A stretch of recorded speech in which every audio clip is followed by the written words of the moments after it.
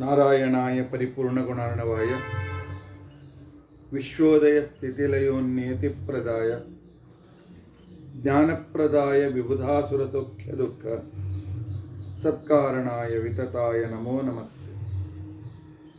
ಅಭ್ರಮಂ ಭಂಗರಹಿತಂ ಅಜಡಂ ವಿಮಲಂ ಸದಾ ಆನಂದತೀರ್ಥಮತುಲಂ ಭಜೆ ತಾಪತ್ರಯಾಪ ಭವತಿ ಯದನುಭಾವಾದೇಡಮೂಕೋಪಿ ವಾಗ್ಮಿ ಜಡಮತಿರಪಿ ಜಂತುರ್ಜಾಯತೆ ಪ್ರಾಜ್ಞಮೌಲಿ ಸಕಲವಚನಚೇತೋ ದೇವತಾ ಭಾರತೀ ಸಾ ಮಮ ವಚಸಿ ನಿಧತ್ತಾಂ ಸನ್ನಿಧಿಂ ಮಾನತೆ ಚ. ಅಸ್ಮದ್ಗುರುಸಮಾರಂಭಾಂ ಟೀಕಾಕೃತ್ಪಾದಮಧ್ಯಗಾಂ ಶ್ರೀಮದಾಚಾರ್ಯಪರ್ಯಂತಾಂ ವಂದೇ ಗುರುಪರಂಪರಾಂ. ವಿದ್ಯಾಯಾಂ ವಿಬುಧಾಚಾರ್ಯಂ ವೇದಜ್ಞಾನಾಪ್ತಿಚಂದಿರಂ ದುರ್ಮತಧ್ವಾಂತಮಾರ್ತಾಂಡಂ ಸತ್ಯಧ್ಯಾನಮುನಿಂ ಭಜೆ. ಪಂಚಾಶದ್ವರ್ಷಪರ್ಯಂತಂ ಸತತಂ ರಾಮಪೂಜಕಃ ಶ್ರೀ ಸತ್ಯಪ್ರಮೋದತೀರ್ಥಾರ್ಯಾನ್ ನೌಮಿನ್ಯಾಯ ಸುಧಾರತ. ಬಂಧುಸ್ತ್ವಂ ಗುರುರಿಷ್ಟದೈವತಮಿತಿ ತ್ವತ್ಪಾದಪಂಕೈರುಹಂ ಪ್ರಾಪ್ತಂ ಮಾಂ ಪರಿಪಾಲಯೇತಿ ಸತತಂ ಯಾಚೆ ನಿಬದ್ಧಾಂಜಲಿ. ಚಿತ್ತಂ ಮದ್ಗುಣದೋಷಚಿಂತನವಿಧೋ ನೂನಂ ಮನಾಂ ಮಾ ಕೃತಃ ಶ್ರೀ ಸತ್ಯಾತ್ಮಗುರೋ ತ್ವದಂಘ್ರಿಯುಗಲಂ ಹಿತ್ವಾ ನಮೇ ಸದ್ಗತಿ. ಯೈರಹಂ ಶುಕವತ್ ಸಮ್ಯಕ್ ಶಿಕ್ಷಿತೋಸ್ಮಿ ಕೃಪಾಲಭಿಃ ತಾನ್ ವಂದೇ ಧನುಪಾಚಾರ್ಯಾನ್ ತತ್ವಜ್ಞಾನಾರ್ಥ ಸಿದ್ಧೇ. ಶ್ರೀ ಗುರುಭ್ಯೋ ನಮಃ. ಹರಿ ಓಂ ಹರಿ ಓಂ ಹರಿ ಓಂ.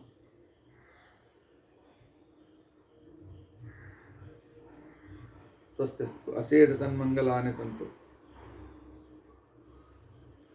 ಶ್ಲೋಕೈಕ ಶ್ರವಣ ಪಠನ ಮಾತ್ರೇಣ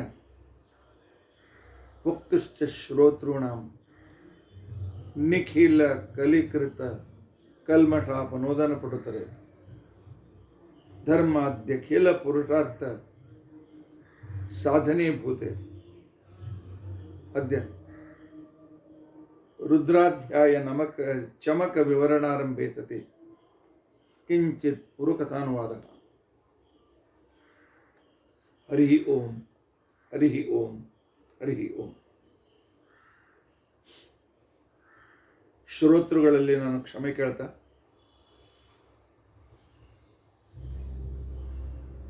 14ನೇ ತಾರೀಕಿನಿಂದ ಪ್ರಾರಂಭಿಸಿ ನಿನ್ನಿನವರೆಗೂ ನಾನು ಊರಲ್ಲಿ ಇರಲಿಲ್ಲ. ಬೇರೆ ಊರಿನಲ್ಲಿ ಕಾರ್ಯಗಳ ವ್ಯಸ್ತತೆ ಹೆಚ್ಚಿದ್ದರಿಂದ ನಾನು ಪ್ರವಚನದ ಕಾರ್ಯಕ್ರಮ ಮಾಡಲಿಕ್ಕೆ ಆಗಲಿಲ್ಲ. ಅನೇಕ ಸಲ ಫೋನ್ ಬಂದು ಅನೇಕ ಜನರು ಆಚಾರ್ಯ ಹೇಗಿದ್ದೀರಿ, ಯಾಕೆ ಪ್ರವಚನ ಬರ್ತಾ ಇಲ್ಲ ಅಂತ ತಿಳ್ಕೊಂಡಂತನೋ ಅಂತಃಕರಣಪೂರ್ವವಾದ ಕಾಳಜಿಯನ್ನು ಕೂಡ ವ್ಯಕ್ತಪಡಿಸಿದರು. ನನ್ನ ಆರೋಗ್ಯ ಚೆನ್ನಾಗಿದೆ, ಕೇವಲ ಊರಿನಲ್ಲಿ ಇರಲಿಲ್ಲ ಅಂತ ತಿಳ್ಕೊಂಡಂತೇಳಿ ನಾನು ಪ್ರವಚನ ಮಾಡಲಿಕ್ಕೆ ಆಗಲಿಲ್ಲ. ಆದರೆ ನಿಮ್ಮಲ್ಲೇ ಶ್ರೋತೃಗಳಲ್ಲಿರ್ತಕ್ಕಂತಹ ಒಂದು ಪ್ರೀತಿ ಅಭಿಮಾನ ನಿಜವಾಗಿಯೂ ಅದರಿಂದ ನನ್ನ ಹೃದಯ ತುಂಬಿ ಬಂದಿದೆ. ಅದಕ್ಕೆ ಇವತ್ತು ವಿಳಂಬ ಆದರೂ ಕೂಡ ನಾನು ಪ್ರವಚನವನ್ನು ನಿಮಗೋಸ್ಕರ ನಿಮ್ಮಲ್ಲಿರ್ತಕ್ಕಂಥ ಪರಮಾತ್ಮನ ಪ್ರೀತಿಗೋಸ್ಕರ ಈ ಕಾರ್ಯಕ್ರಮವನ್ನು ಮುಂದಿಡ್ತಾ ಇದ್ದೆ. ಇದ್ರ ಜೊತೆಗೆ ಮುಂಬೈ ಹಾಗೂ ಮುಂಬೈದ ಪರಿಸರದಲ್ಲಿರ್ತಕ್ಕಂಥ ಶ್ರೋತೃಗಳಿಗೆ ಒಂದು ವಿಶೇಷ ಆಮಂತ್ರಣ. ಕಾರ್ತಿಕ ಚತುರ್ದಶಿ ಮತ್ತು ಪೌರ್ಣಿಮೆ ಧಾತ್ರಿ ಹವನ ನಾವು ಪ್ರತಿ ವರ್ಷ ಮಾಡ್ತೇವೆ. ಆದರೆ ಈ ಸಲ ನಾನು ಊರಲ್ಲಿ ಇರದೇ ಇದ್ದದರಿಂದಾಗಿ ಆ ಕಾರ್ಯಕ್ರಮ ಆಗಲಿಲ್ಲ. ಕಾರ್ತಿಕ್ ಮಹಾತ್ಮೆ ಮಾಸದ ಪ್ರಕಾರ ಧಾತ್ರಿಯವನ್ನು ಪೂರ್ತಿ ಕಾರ್ತಿಕ ಮಾಸದಲ್ಲಿ ಯಾವಾಗ ಬೇಕಾದಾಗ ಮಾಡಬಹುದು ಅನ್ನುವ ಒಂದು ವಿವರಣೆ ಇರುವುದರಿಂದಾಗಿ ಬರುವ ಗುರುವಾರ 21 ನವೆಂಬರ್ 2024 ಹೊತ್ತಿನ ದಿವಸ ಗುರುಪುಷ್ಯ ಯೋಗ ಇದೆ. ಗುರುಪುಷ್ಯ ಯೋಗ ಬಹಳ ಶ್ರೇಷ್ಠ ಯೋಗ ಅಂತ ತಿಳ್ಕೊಂಡಂತ ಅನಿಸ್ಕೊಳ್ತದೆ. ಆದ್ದರಿಂದಾಗಿ ಆ ಗುರುಪುಷ್ಯ ಯೋಗದ ಸಂದರ್ಭವನ್ನು ನಾವು ಉಪಯೋಗಿಸಿ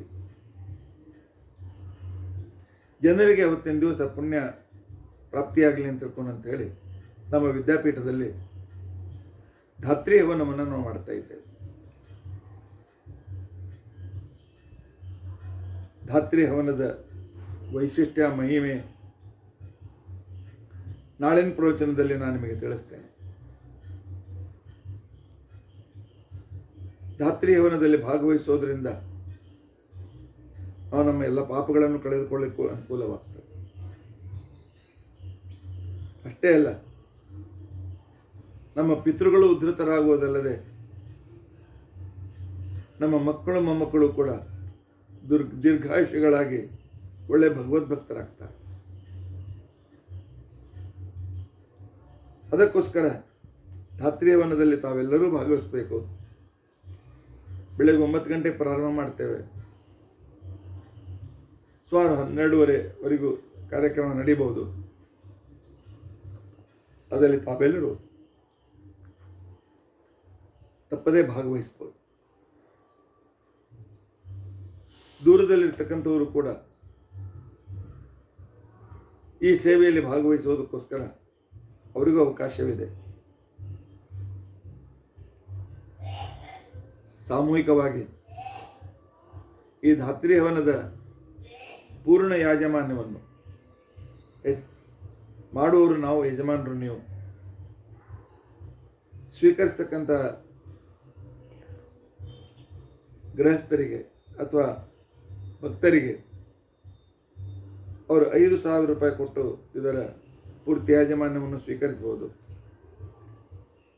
ಸಾಮೂಹಿಕವಾಗಿರ್ತಕ್ಕಂಥ ಯಾಜಮಾನ್ಯವನ್ನು ಸ್ವೀಕರಿಸುವುದೆಂದರೆ 2,008 ರೂಪಾಯಿ ಕೊಟ್ಟು ಇದರಲ್ಲಿ ನೀವು ಭಾಗವಹಿಸಿ ಆಗ ನಿಮ್ಮ ಹೆಸರು, ಗೋತ್ರ, ನಕ್ಷತ್ರ, ರಾಶಿ ತಿಳಿಸಿದರೆ ನಿಮ್ಮ ಹೆಸರಿನಲ್ಲಿ ಸಂಕಲ್ಪ ಮಾಡಿ ಈ ಧಾತ್ರಿ ಹವನವನ್ನು ಮಾಡಲಾಗ್ತದೆ. ಬಂದವರೆಲ್ಲ ಸೇವೆಯಲ್ಲಿ ಭಾಗವಹಿಸಲೇಬೇಕು ಅಂತ ಏನು ನಿಯಮವಿಲ್ಲ. ಭಾಗವಹಿಸಿದರೆ ಸಾಕು, ಪುಣ್ಯ ಬರ್ತದೆ. ಆನಂತರ ಇದರ ವಿಡಿಯೋ ಕೂಡ ನಾವು ಆನಂದ್ ವಿಹಾರ ವಿದ್ಯಾಲಯದ ನಮ್ಮ ಗ್ರೂಪ್ನಲ್ಲಿ ಹಾಕ್ತೇವೆ. ಯಾರಿಗೆ ಸಾಧ್ಯ ಇದೆ, ಸಾಧ್ಯ ಇಲ್ಲ, ಸಾಧ್ಯ ಮಾಡಿಕೊಂಡು 21ನೇ ತಾರೀಕಿನ ಸಂದರ್ಭದಲ್ಲಿ ತಾವೆಲ್ಲರೂ ಬಂದು ಈ ಕಾರ್ಯಕ್ರಮದಲ್ಲಿ ಭಾಗವಹಿಸಬೇಕಾಗಿ ನಾನು ಆದರಪೂರ್ವಕವಾಗಿ, ಅತ್ಯಂತ ಪ್ರೀತಿಪೂರ್ವಕವಾಗಿ ಆಮಂತ್ರಣವನ್ನು ಕೊಡ್ತಾ ಇದ್ದೇನೆ. ಈಗ ಪ್ರತಿಯೊಬ್ಬ ದೇವತೆ ಎಲ್ಲಿದ್ದ ಏನೊಂದು ವಿಶಿಷ್ಟತೆ ಇದೆ. ಆ ವಿಶಿಷ್ಟತೆ ಪ್ರತಿಯೊಬ್ಬ ದೇವತೆಗಳ ಜೊತೆಯಲ್ಲಿ ಇಂದ್ರಶ್ಚಮೆ ಅಂತಕ್ಕಂಥ ವಿವರಣೆ ಬರ್ತದೆ. ಆ ಕ್ರಮ ಸಂದರ್ಭ ಹೀಗಿದೆ: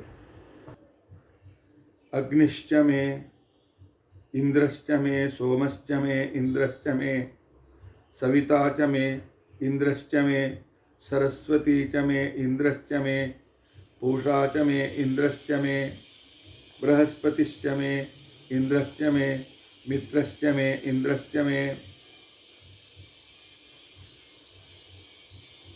ವರುಣಶ್ಚಮೆ ಇಂದ್ರಶ್ಚಮೆ, ತ್ವಷ್ಟಾಚಮೆ ಇಂದ್ರಶ್ಚಮೆ, ಧಾತಾಚಮೆ ಇಂದ್ರಶ್ಚಮೆ. ಇಲ್ಲಿವರೆಗೂ ನಾನು ವಿವರಣೆ ಮಾಡಿ ಆಗಿದೆ. ಅಂದರೆ ಅಗ್ನಿ, ಸೋಮ, ಸವಿತಾ, ಸರಸ್ವತಿ, ಪೂಷನ್, ಬೃಹಸ್ಪತಿ, ಮಿತ್ರ, ವರುಣ, ತ್ವಷ್ಟ, ಧಾತೃ.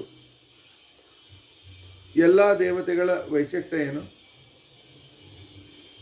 ಆ ವಿಶಿಷ್ಟತೆಗೆ ಅವರ ಅಂತರ್ಗತನಾಗಿದ್ದುಕೊಂಡು ತನ್ನಾಮಕ ತನ್ನಿಯಾಮಕ ಪ್ರೇರಕನಾಗಿರ್ತಕ್ಕಂತಹ ಆ ಭಗವಂತನ ಪ್ರೇರಕ ಶಕ್ತಿ ಹೇಗಿದೆ ಅನ್ನೋದನ್ನು ತೋರಿಸುತ್ತಾ ಸರ್ವೇಷಾಂ ನಾಮದ ಏಕೈವ,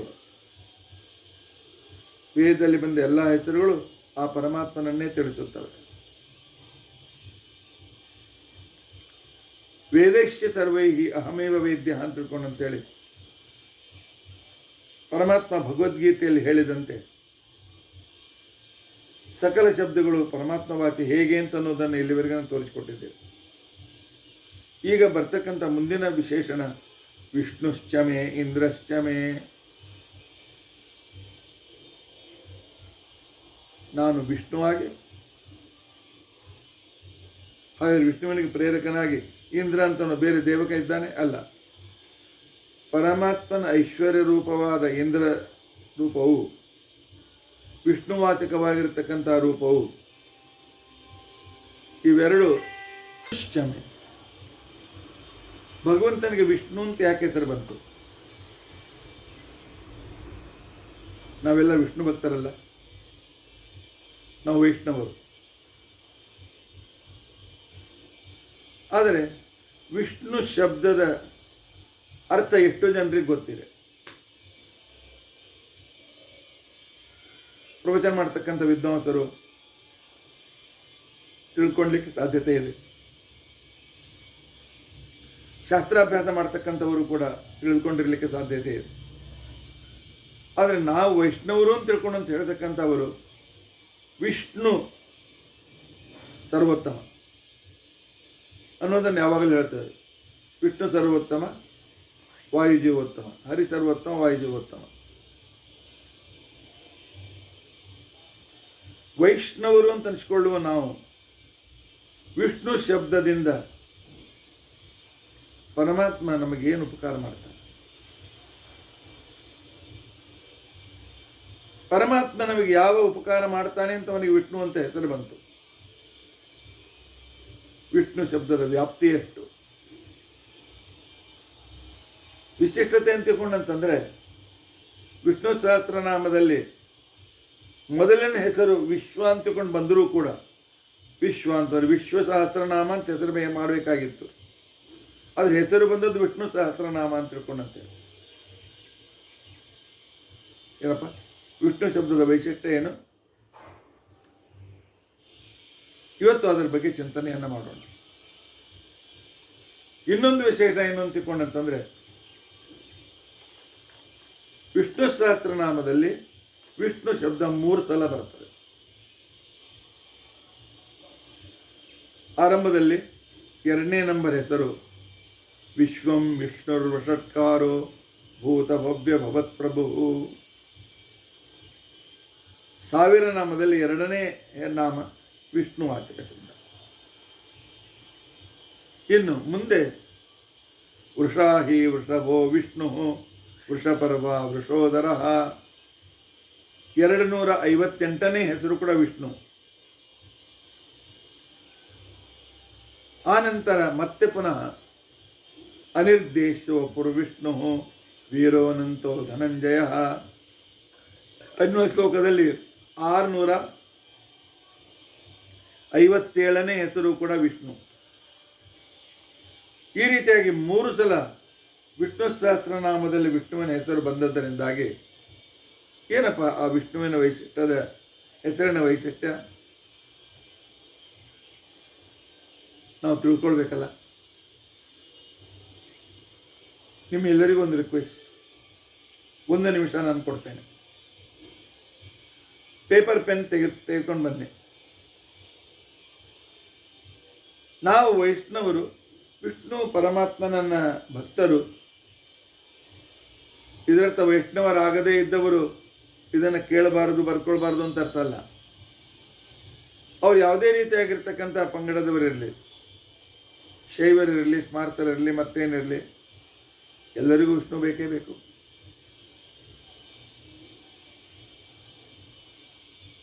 ಆ ವಿಷ್ಣುವಿನ ಮಹಿಮೆ ಪ್ರತಿಯೊಬ್ಬರು ನೋಟ್ ಮಾಡಿಕೊಳ್ಳಿಗಾಗಿರ್ತಕ್ಕಂಥವರು ಈ ಎಪಿಸೋಡನ್ನು ಡೌನ್ಲೋಡ್ ಮಾಡಿ ಇಟ್ಟುಕೊಳ್ಳಿ, ಪುನಃ ಕೇಳಿ.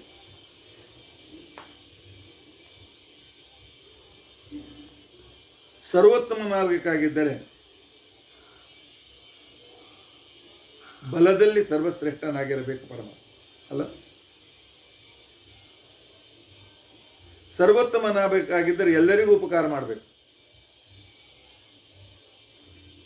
ಸರ್ವೋತ್ತಮನಾಗಬೇಕಾಗಿದ್ದರೆ ಎಲ್ಲ ಕಡೆಯಲ್ಲಿ ವ್ಯಾಪ್ತನಾಗಿರಬೇಕು. ವಿಷ್ಣು ಶಬ್ದ ಪರಮಾತ್ಮ ಸರ್ವಶ್ರೇಷ್ಠವಾದ ಬಲವುಳ್ಳವನಾಗಿದ್ದಾನೆ. ಪರಮಾತ್ಮ ಸರ್ವ ಪ್ರೇರಕನಾಗಿದ್ದಾನೆ. ಪರಮಾತ್ಮ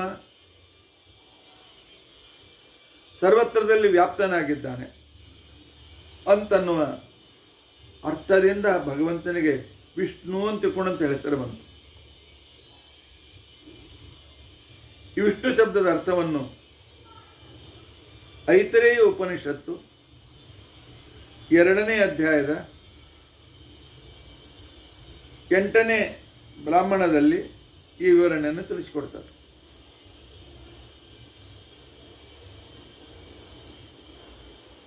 ತಸ್ಯ ವಾ ಏತಸ್ಯೈ ಸಂಹಿತಾಯೈ ವಿಷಾಣು 3 ಅಕ್ಷರಗಳು ಒಂದು ಕಡೆಗೆ ಸೇರಿದಾಗ, ಸಂಹಿತ ಅಂದರೆ ಒಂದು ಕಡೆಗೆ ಸೇರುವುದು ಅಂತ ಅರ್ಥ. ಒಂದು ಕಡೆಗೆ ಸೇರಿದಾಗ ವಿಷ್ಣು ಅಂತ ತಿಳ್ಕೊಂಡಂತೇಳಿ ಹೆಸರು ತಯಾರಾಗ್ತದೆ. ಅದರಲ್ಲಿ ಹೇಳ್ತಾರೆ, ನಕಾರೋ ಬಲಂ, ಷಕಾರ ಪ್ರಾಣ ಆತ್ಮ. ವಿಷ್ಣುವಿನಲ್ಲಿ ಇದು ವಿಶಿಷ್ಟತೆ, ಶ್ರೇಷ್ಠ, ಸರ್ವೋತ್ತಮ, ಸರ್ವಶ್ರೇಷ್ಠ ಅನ್ನೋದು ವಿ ಅನ್ನೋ ಉಪಸರ್ಗ ನಮಗೆ ತಿಳಿಸಿಕೊಡ್ತದೆ. ಆ ನಂತರ ಶ್ರ ಅಂತ ಅನ್ನುವ ಶಬ್ದ ಅವನು ಸರ್ವ ಪ್ರೇರಕ ಅಂತ ಅನ್ನೋದನ್ನು ತಿಳಿಸಿಕೊಡ್ತಾರೆ. ನ ಶಬ್ದ ಸರ್ವಶ್ರೇಷ್ಠ ಬಲವುಳ್ಳವನು ಅಂತ ಅನ್ನುವ ಅರ್ಥವನ್ನು ತೋರಿಸಿಕೊಡ್ತಾರೆ. ನಕಾರೋ ಬಲಂ, ಷಕಾರ ಪ್ರಾಣ ಆತ್ಮ. ಸರ್ವೋತ್ತಮ ಬಲವುಳ್ಳವನು. ಆನಂತರ ಶ ಪರಮಾತ್ಮ ಎಲ್ಲ ಕಡೆಯಲ್ಲಿ ವ್ಯಾಪ್ತನು ಅನ್ನುವ ಅರ್ಥವನ್ನು ತಿಳಿಸಿಕೊಡ್ತಾರೆ. ಈ ವಿಚಾರವನ್ನು ಆಚಾರ್ಯರು ತಮ್ಮ ಐತರೇಯ ಉಪನಿಷತ್ತಿನ ಭಾಷ್ಯದಲ್ಲಿ ವಿಶಿಷ್ಟವಾಗಿರ್ತಕ್ಕಂತಹ ಶ್ರುತಿಯ ಪ್ರಮಾಣಗಳನ್ನು ಕೊಟ್ಟು ವಿಷ್ಣು ಶಬ್ದದ ನಿರ್ವಚನದ ವಿವರಣೆಯನ್ನು ಈ ರೀತಿಯಾಗಿ ಮಾಡಿದ್ದಾರೆ. ವಿಷ್ಣು ನಾಮ್ನೇನ ಶಬ್ದೇನ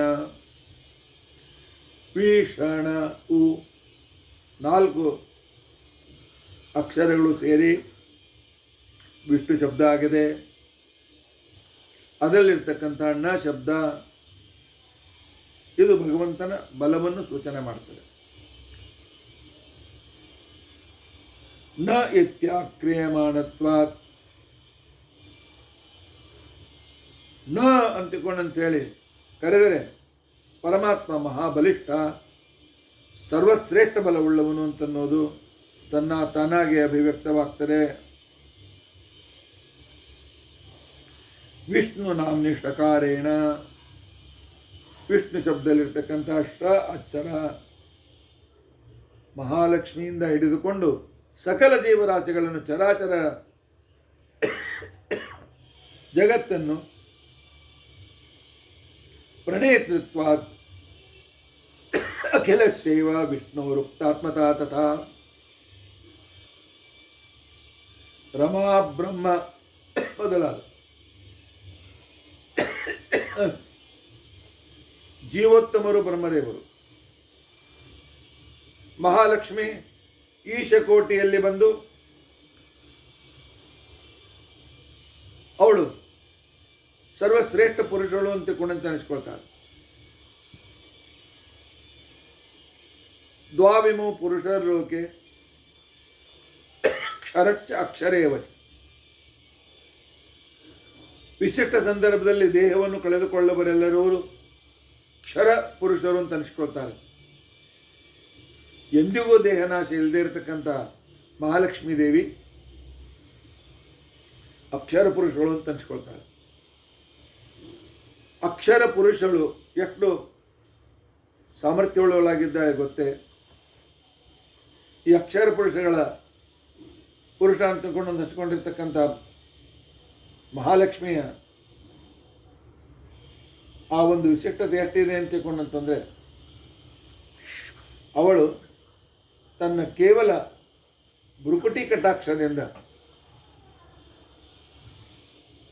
ಸ್ವಲ್ಪ ಹುಬ್ಬು ಹಾರಿಸಿ ಸೂಚನೆ ಕೊಟ್ಟರೆ ಸಾಕು. ಆಗ ಬ್ರಹ್ಮಾದಿ ದೇವತೆಗಳು ಜಗತ್ತಿನ ಸೃಷ್ಟಿಯಾದಿಗಳನ್ನು ಮಾಡುವ ಸಾಮರ್ಥ್ಯ ಪಡೀತಾರೆ. ಅಂತಹ ಅದ್ಭುತವಾಗಿರ್ತಕ್ಕಂಥ ಪರಾಕ್ರಮವುಳ್ಳವಳು ಮಹಾಲಕ್ಷ್ಮೀ ದೇವಿ. ಅದನ್ನೇ ಆಚಾರ್ಯರು ದ್ವಾದಶ ಸ್ತೋತ್ರದಲ್ಲಿ ವಿಶ್ವಸ್ಥಿತಿ ಪ್ರಳಯ ಸರ್ಗ ಮಹಾವಿಭೂತಿ ವೃತ್ತಿ ಪ್ರಕಾಶ ನಿಯಮಾವೃತ ಬಂಧ ಮೋಕ್ಷಾ ಯಸ್ಯಾ ಅಪಾಂಗಲವ ಮಾತ್ರತ ಊರ್ಜಿತಾಶಾಃ ಶ್ರೀಃ ಯತ್ಕಟಾಕ್ಷಬಲವತ್ಯಜಿತನ್ನಮಾಮಿ ಅಂಥೇಳಿ ಇವಳ ಭ್ರುಕುಟಿ ಕಟಾಕ್ಷದಿಂದ ಬ್ರಹ್ಮಾದಿ ದೇವತೆಗಳು ಸೃಷ್ಟಿ ಸ್ಥಿತಿ ಇತ್ಯಾದಿಗಳನ್ನು ಮಾಡುವ ಸಾಮರ್ಥ್ಯವನ್ನು ಪಡೀತಾರೆ. ಅಂತ ಮಹಾಲಕ್ಷ್ಮೀ ದೇವಿಗೂ ಕೂಡ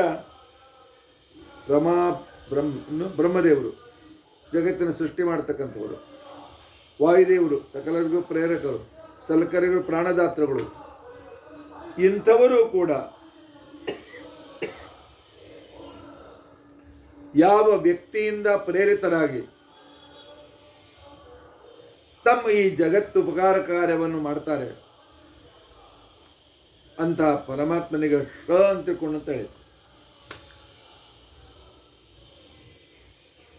ಆ ನಂತರ ಇಂಥ ಪರಮಾತ್ಮ ಈಗ ಆತ್ಮ ಶಬ್ದವೂ ಕೂಡ ಕರೀತಾರೆ. ಆತತತ್ವಂ ಸರ್ವಗುಣೈ ದೇಶತಃ ಕಾಲತಸ್ತತಃ ಆತ್ಮಶಬ್ದೋದಿತಂ ತಚ್ಚ ಶಬ್ದೇನ ಅಭಿಧೀಯತೆ. ಪರಮಾತ್ಮ ಆತ್ಮ ಅಂತಕೊಂಡು ಪರಮಾತ್ಮ ಕರೀತಾರೆ. ಯಾಕೆ? ಸರ್ವತ್ರದಲ್ಲಿ ವ್ಯಾಪ್ತನಾದ್ದರಿಂದಾಗಿ ಗುಣದಿಂದ ದೇಶದಿಂದ ಗುಣ ದೇಶ ಕಾಲ ಪರಮಾತ್ಮ ಸರ್ವತ್ರ ವ್ಯಾಪ್ತನಾಗಿದ್ದ. ಗುಣತಃ ವ್ಯಾಪ್ತ ಅನಂತ ಇನ್ಫಿನೈಟ್ ಗುಣವುಳ್ಳವನು, ದೇಶತಃ ವ್ಯಾಪ್ತ ಇನ್ಫಿನೈಟ್ ದೇಶದಲ್ಲಿರ್ತಕ್ಕಂಥವನು, ಕಾಲತಃ ವ್ಯಾಪ್ತ ಇನ್ಫಿನೈಟ್ ಕಾಲದಲ್ಲಿಯೂ ಕೂಡ ಯಾವಾಗಲೂ ಇರ್ತಕ್ಕಂಥ ವ್ಯಕ್ತಿ. ಏನು ಆತ್ಮ ಅಂತಕೊಂಡಂತ ಹೆಸರು ಬಂತಲ್ಲ, ಅದು ಕೂಡ ಈ ಶಬ್ದದಿಂದಲೇ ಬಂದಿದೆ. ಇತ್ಯಕ್ರಾಮಣತ್ವಂ ಅಂತಿಕೊಂಡಂತ ಹೇಳಿದರೆ ಪರಮಾತ್ಮನು ಸರ್ವಪ್ರೇರಕನು, ಪರಮಾತ್ಮನು ಪೂರ್ಣನು. ವಿಷ್ಣು ಶಕಾರ ಇತ್ಯುಕ್ತ ವೀತ್ಯುಕ್ತಸ್ಯ ವಿಶಿಷ್ಟತಾ. ಇನ್ನು ವಿ ಇದೆ ಅಲ್ಲ, ಅದು ಪರಮಾತ್ಮನ ವಿಶಿಷ್ಟತೆಯನ್ನು, ಸರ್ವೋತ್ತಮತ್ವ, ಸರ್ವಶ್ರೇಷ್ಠ ಬಲವುಳ್ಳವನು, ಸರ್ವಶ್ರೇಷ್ಠ ಪ್ರೇರಕನು, ಸರ್ವಪ್ರೇಷ್ಠ ದೇಶತಃ ಕಾಲತಃ ಗುಣತಃ ವ್ಯಾಪ್ತನು ಅಂತನ್ನುವ ಅರ್ಥವನ್ನು ವಿಷ್ಣು ಅಂತನೂ ಶಬ್ದ ಕೊಡ್ತಾರೆ. ಅಂತ್ಯಸ್ಥಿತ ಉಕಾರಸ್ತು ವಿಷಣ ಆಯ್ತಲ್ಲ, ವಿಶೇಷ ಸರ್ವರಿಗಿಂತಲೂ ವಿಶೇಷವಾಗಿ ರಮಾಬ್ರಹ್ಮಾದಿಗಳನ್ನು ಪ್ರೇರಿಸುವ ಮಹಾ ಎಲ್ಲರಿಗಿಂತಲೂ ಶ್ರೇಷ್ಠ ಬಲವುಳ್ಳ ಪರಮಾತ್ಮ. ಇನ್ನು ಉಳಿದದ್ದು ಏನು ತೋರಿಸಿಕೊಡ್ತಾರೆ? ತಾಚ್ಛಲ್ಯತ್ವಂ. ಇದು ಭಗವಂತನಿಗೆ ಹೊರಗಿಂದ ಬಂದಿರತಕ್ಕಂಥ ಶಕ್ತಿ ಅಲ್ಲ. ಯಾರೋ ವಿಷ್ಣು ಬಾರಪ್ಪ, ನಿನಗೆ ಸರ್ವೋತ್ತಮತ್ವವನ್ನು ನಾನು ಕೊಡ್ತೀನಿ, ಸರ್ವಶ್ರೇಷ್ಠ ಬಲವನ್ನು ಕೊಡ್ತೀನಿ ಅಂತೇಳಿ ಯಾರಿಂದೂ ಬಂದದ್ದಲ್ಲ. ವಿಷ್ಣು ಬಾರಪ್ಪ, ನಿನಗೆ ಎಲ್ಲರಿಗೂ ಪ್ರೇರಣೆ ಮಾಡುವ ಶಕ್ತಿ ಕೊಡ್ತೀನಿ ಅಂಥೇಳಿ ಯಾರೂ ಕೊಟ್ಟದ್ದಲ್ಲ. ಪರಮಾತ್ಮನ ಸರ್ವೋತ್ತಮ ಬಲ, ಸರ್ವತ್ರ ವ್ಯಾಪ್ತತ್ವ, ಸರ್ವಶ್ರೇಷ್ಠತ್ವ, ಸರ್ವೋತ್ತಮತ್ವ ಇದೊಂದು ಸ್ವಭಾವ. ಯಾರು ಕೊಟ್ಟದ್ದು? ಮೊದಲಿಂದಲೂ ತಾನಾಗೆ ಆ ರೀತಿಯಾಗಲೇ ಅವನು ಇದ್ಬಿಟ್ಟಿದ್ದಾನೆ. ಏವಂ ವಿಶಿಷ್ಟ ಪ್ರಾಣತ್ವಂ ಆತತತ್ವಂಚ ಸರ್ವಶಃ ಸರ್ವತ್ರ ವ್ಯಾಪ್ತಿತ್ವ, ಸರ್ವೋತ್ತಮತ್ವ, ಸರ್ವಶ್ರೇಷ್ಠತ್ವ, ಸರ್ವಪ್ರೇರಕತ್ವ, ಸರ್ವಶ್ರೇಷ್ಠ ಬಲವುಳ್ಳವನು. ಆದ್ದರಿಂದಾಗಿ ಭಗವಂತನಿಗೆ ವಿಷ್ಣು ವಿಷ್ಣು ಅಂತ ತಿಳ್ಕೊಂಡಂತ ಹೆಸರು. ಆದ್ದರಿಂದಾಗಿ ಎಂಥ ಸರ್ವೋತ್ತಮನಾದ ಪರಮಾತ್ಮನನ್ನು ನಂಬಿದವರು ನಾವು. ಇಂಥ ಸರ್ವೋತ್ತಮನಾಗಿರ್ತಕ್ಕಂಥ ಪರಮಾತ್ಮನನ್ನು ತಿಳಿದುಕೊಳ್ಳಲು ಜಿಜ್ಞಾಸವುಳ್ಳವರು ನಾವು ಅಂತ ಹೇಳಿ ವಿಷ್ಣು ಶಬ್ದ ಉಚ್ಚಾರಣೆ ಮಾಡಿದಾಗ ಸರ್ವಶ್ರೇಷ್ಠ ಸರ್ವೋತ್ತಮ ಬಲವುಳ್ಳವನು, ಸರ್ವಶ್ರೇಷ್ಠನಾಗಿ ಎಲ್ಲರಿಗೂ ಪ್ರೇರಕನು, ಗುಣತಃ ದೇಶತಃ ಕಾಲತಃ ಸರ್ವತ್ರ ವ್ಯಾಪ್ತನು, ಸರ್ವಪ್ರೇರಕನು, ಇಂಥ ಪರಮೋಪಕಾರ ಮಾಡುವ ನಮ್ಮ ದೇವರು ಅವನಿಗೆ ವಿಷ್ಣು ಅಂತ ತಿಳ್ಕೊಂಡಂತೇಳಿ ಹೆಸರು. ಈ ವಿಷ್ಣು ಶಬ್ದವಾಚ್ಯನಾಗಿರ್ತಕ್ಕಂಥ ಶ್ರೀಹರಿ ಸರ್ವೋತ್ತಮನಾಗಿದ್ದಾನೆ ಅನ್ನುವ ಚಿಂತನೆ ನಮಗೆ ಪ್ರತಿಕ್ಷಣ ಪ್ರತಿಕಾಲದಲ್ಲಿ ಇರಬೇಕು. ಋಗ್ಭಾಷ್ಯದಲ್ಲೂ ಕೂಡ ಆಚಾರ್ಯರು ಹೇಳ್ತಾರೆ, ಶ್ರುತಿಯನ್ನು ಕೊಟ್ಟು ಹೇಳ್ತಾರೆ, ವಿಶಿಷ್ಟ ಬಲಚೇಷ್ಟತ್ವಾತ್ ವಿಷ್ಣುರತ್ತವಿಧಾ ಹರೇ ಪ್ರಾಣಂ ಬಲಂ ಶಕಾರಂಚ ನಕಾರಂ ಚಾಹ ಶ್ರುತಿ. ಪರಮಾತ್ಮನು ಸರ್ವೋತ್ತಮ ಬಲವುಳ್ಳವನು, ಸರ್ವಶ್ರೇಷ್ಠ, ಸರ್ವಪ್ರೇರಕನು. ಆದ್ದರಿಂದಾಗಿ ಅವನಿಗೆ ವಿಷ್ಣು ಅಂತ ಹೆಸರು ಬಂತು ಅಂಥೇಳಿ ಆಚಾರ್ಯ ಋಗ್ಭಾಷ್ಯದಲ್ಲಿ ಪ್ರಮಾಣ ಕೊಟ್ಟು ಹೇಳ್ತಾರೆ.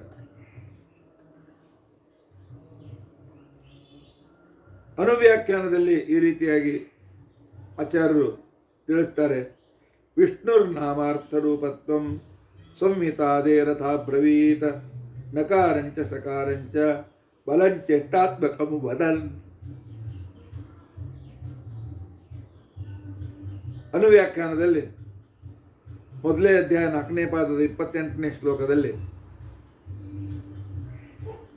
ವಿಷ್ಣು ಶಬ್ದದ ಸರ್ವೋತ್ತಮತ್ವ ಬಲ, ಸರ್ವಪ್ರೇರಕತ್ವವನ್ನು, ಸರ್ವತ್ರ ವ್ಯಾಪ್ತತ್ವವನ್ನು ತಿಳಿಸಿಕೊಡ್ತಾರೆ ಅಂತನ್ನೋದನ್ನು ತಿಳಿಸಿದ್ದಾರೆ. ಇದನ್ನೇ ಐತರೇಯ ಉಪನಿಷತ್ತು ಇನ್ನೊಂದ್ಸಲ ಹೇಳ್ತಾರೆ, ದಶ್ಚೈವ ಏತಸ್ಯೈವ ಸಂಹಿತಾಯೈ ನಕಾರೋ ಬಲಂ ಶಕಾರ ಪ್ರಾಣ ಆತ್ಮ ಸ ಯೋ ಹೇತೌ ನಕಾರ ಶಕಾರೌ ಅನುಸಂಹಿತಂ ರುಚೋ ವೇದ ಅಂತ ತಿಳ್ಕೊಂಡಂತನ್ನುವ ಮಾತನ್ನು ಐತರೇಯ ಉಪನಿಷತ್ತು ತಿಳಿಸಿಕೊಡ್ತದೆ. ಅದರಿಂದ ಭೀಷಣವು ಇವುಗಳ ಸಂಹಿತತ್ವ ವಿಶಿಷ್ಟವಾಗಿ ಪರಮಾತ್ಮನನ್ನೇ ಹೇಳಿಕೊಡ್ತದೆ. ಅಷ್ಟೇ ಅಲ್ಲ, ಹರಿವಂಶ ಹೇಳ್ತಾರೆ, ವೇದೇ ರಾಮಾಯಣೇ ಚೈವ, ವೇದದಲ್ಲಿ, ರಾಮಾಯಣದಲ್ಲಿ, ಪುರಾಣೇ ಭಾರತೆ ತಥಾ 18 ಪುರಾಣಗಳಲ್ಲಿ, ಮಹಾಭಾರತದಲ್ಲಿ ಆದೌ ಪ್ರಾರಂಭದಲ್ಲಿ ಪರಮಾತ್ಮನ ಮಹಿಮೆಯನ್ನು, ವಿಷ್ಣುವಿನ ಮಹಿಮೆಯನ್ನು ಹೇಳ್ತವೆ. ಈ ಗ್ರಂಥಗಳು ಮಧ್ಯದಲ್ಲಿಯೂ ಕೂಡ ವಿಷ್ಣುವಿನ ಮಹಿಮೆಯನ್ನೇ ಹೇಳ್ತವೆ, ಅಂತ್ಯದಲ್ಲಿಯೂ ಕೂಡ ವಿಷ್ಣುವಿನ ಮಹಿಮೆಯನ್ನೇ ಹೇಳ್ತವೆ. ಆದಾವಂತೇಚ ಮುದ್ದೇಚ ವಿಷ್ಣು ಸರ್ವತ್ರ ಗೀಯತೆ ಅಂತ ಹರಿವಂಶವು ಕೂಡ ಬಹಳ ಸ್ಪಷ್ಟವಾಗಿ ಈ ವಿವರಣೆಯನ್ನು ನಮಗೆ ಮಾಡಿಕೊಟ್ಟಿದೆ. ಇಂತಹ ವಿಷ್ಣುವಿನ ಇನ್ನೂ ಹೆಚ್ಚಿನ ವಿಶಿಷ್ಟತೆಗಳು ಈ ರೀತಿಯಾಗಿವೆ. ಅವುಗಳನ್ನು ನಾವು ಈ ಕ್ರಮದಲ್ಲಿ ತಿಳಿದುಕೊಳ್ಳಲು ಪ್ರಯತ್ನಿಸೋಣ. ಪರಮಾತ್ಮ ಬರೀ ಸರ್ವತ್ರ ವ್ಯಾಪ್ತನಾಗಿಲ್ಲ, ಅನಂತ ಜೀವರಾಶಿಗಳಲ್ಲಿ ಚರಾಚರ ಜಗತ್ತಿನಲ್ಲಿ ಕಣಕಣದಲ್ಲಿಯೂ ವ್ಯಾಪ್ತನಾಗಿದ್ದಾನೆ. ಸರ್ವಂ ವೇವೇಷ್ಟಿ ವ್ಯಾಪ್ನೋತಿ ಇತಿ ವಿಷ್ಣು ಅನ್ನುವ ವ್ಯುತ್ಪತ್ತಿಯಿಂದ ವಿಶ್ರಲ್ರು ವಿಶ್ರಂತಿಕೊಂಡಂತನೂ ಧಾತು ಇದೆ, ವಿಶ್ರಲ್ರು ಅಂತನೂ ಧಾತು ಇದೆ. ಆ ಧಾತುವಿನ ಪ್ರಕಾರ ಅದಕ್ಕೆ ವ್ಯಾಪ್ತಿ ಅಂತ ಹೆಸರಿದೆ. ವಿಶ್ರಲ್ರು ವ್ಯಾಪ್ತವಾದ್ದರಿಂದ ವಿಷ್ಣು ಶಬ್ದ ಬಲಿಷ್ಠ ಸರ್ವೋತ್ತಮ ಬಲವುಳ್ಳ ಪರಮಾತ್ಮ ಸರ್ವತ್ರದಲ್ಲಿಯೂ ವ್ಯಾಪ್ತನಾಗುವುದಲ್ಲದೆ ಸರ್ವತ್ರದಲ್ಲಿ ವಿಷ ಪ್ರವೇಶನೆ, ಎಲ್ಲರಲ್ಲಿಯೂ ಕೂಡ ಪರಮಾತ್ಮ ತಾನು ವ್ಯಾಪ್ತನಾಗಿದ್ದಾನೆ ಅಂತ ಅನ್ನೋದನ್ನು ತೋರಿಸಿಕೊಡ್ತದೆ. ಪರಮಾತ್ಮ ಬರೋ ವ್ಯಾಪ್ತನಾಗಿಲ್ಲ, ವಿಷ ಧಾತುವಿಗೆ ಪ್ರವೇಶ ಅಂತ ಹೆಸರಿದೆ. ಎಲ್ಲರ ಒಳಗೂ ವ್ಯಾಪ್ತನಾಗಿದ್ದಾನೆ, ಸಕಲರಿಗೂ ಅವನು ವ್ಯಾಪ್ತನಾಗಿ ಪ್ರಸಿದ್ಧನಾಗಿದ್ದಾನೆ. ಅದಕ್ಕೋಸ್ಕರವೇ ನರಸಿಂಹ ತಾಪನೀಯ ಉಪನಿಷತ್ತು ಅಂತ ತಿಳ್ಕೊಂಡಂತಿದೆ. ಅದು ಈ ವಿಷ್ಣು ಶಬ್ದದ ಅರ್ಥವನ್ನು ನಮಗೆ ತಿಳಿಸಿಕೊಡ್ತಾರೆ. ಅಥ ಕಸ್ಮಾದುಚ್ಯತೆ ಮಹಾವಿಷ್ಣು ಇತಿ, ನರಸಿಂಹದೇವರಿಗೆ ಮಹಾವಿಷ್ಣು ಅಂತ ಯಾಕೆ ಕರೀತಾರೆ ಅಂತ ಪ್ರಶ್ನೆಯನ್ನು ಮಾಡಿಕೊಂಡು, ಯಸ್ಮಾತ್ ಸ ಮಹಿಮ್ನ, ಪರಮಾತ್ಮ ತನ್ನ ಅಚಿಂತ್ಯದ್ಭುತ ಸಾಮರ್ಥ್ಯದಿಂದ ಸರ್ವಾನ್ ಲೋಕಾನ್, ಎಲ್ಲ ಲೋಕಗಳಲ್ಲಿಯೂ ಕೂಡ ವ್ಯಾಪ್ತನಾಗಿದ್ದಾನೆ. ಸರ್ವಾನ್ ದೇವಾನ್, ಎಲ್ಲ ದೇವತೆಗಳಲ್ಲಿಯೂ ಕೂಡ ವ್ಯಾಪ್ತನಾಗಿದ್ದಾನೆ. ಸರ್ವಾನ್ ಆತ್ಮನಃ, ಎಲ್ಲ ಜೀವರಲ್ಲಿಯೂ ಕೂಡ ವ್ಯಾಪ್ತನಾಗಿದ್ದಾನೆ. ಸರ್ವಾಣಿ ಭೂತಾನಿ, ಚರಾಚರ ಸಂಪೂರ್ಣ ಜಗತ್ತಿನಲ್ಲಿ ಸರ್ವತ್ರದಲ್ಲಿಯೂ ವ್ಯಾಪ್ತನಾಗಿದ್ದಾನೆ. ಅಲ್ಲಿದ್ದುಕೊಂಡು ಸಕಲರಿಗೂ ಪ್ರೇರಕನಾಗಿದ್ದಾನೆ. ಆದ್ದರಿಂದಾಗಿ ಭಗವಂತನಿಗೆ ವಿಷ್ಣು ಅಂತ ಹೆಸರು ಬಂದಿದೆ ಅಂಥೇಳಿ ವೇದ ಹೇಳ್ತಾ ಇದೆ. ನರಸಿಂಹ ತಾಪನೀಯ ಉಪನಿಷತ್ತು ಅಂತಿದೆ. ಅದರ ವಚನ ಈ ರೀತಿಯಾಗಿದೆ. ಅಥ ಕಸ್ಮಾದುಚ್ಯತೆ ಮಹಾವಿಷ್ಣು ಇತಿ ಯಸ್ಮಾತ್ ಸ ಮಹಿಮ್ನ ಸರ್ವಾನ್ ಲೋಕಾನ್ ಸರ್ವಾನ್ ದೇವಾನ್ ಆತ್ಮನಃ ಭೂತಾನಿ ವ್ಯಾಪ್ನೋತಿ ವ್ಯಾಪಯತಿ ಇತಿ. ಇನ್ನು ಎಲ್ಲರಲ್ಲಿಯೂ ಇದ್ದಾನೆ ಅಂತ ಅನ್ನೋದಕ್ಕೆ ವಿಷ ಪ್ರವೇಶನೆ ಅಂತನ್ನುವ ಧಾತುವಿನ ಮುಖಾಂತರ ಹೇಳಿಕೆ ಬರ್ತದೆ. ಅದಕ್ಕೋಸ್ಕರ ವಿವರಣೆ ಈ ರೀತಿಯಾಗಿ ಬರ್ತದೆ. ಪರಮಾತ್ಮ ಪೃಥ್ವಿ ಮೊದಲಾದ ಸಕಲ ಭೂತಗಳಲ್ಲಿಯೂ, ಜೀವರಲ್ಲಿ ಅಷ್ಟೇ ಅಲ್ಲ ಜಡರಲ್ಲಿಯೂ ಕೂಡ,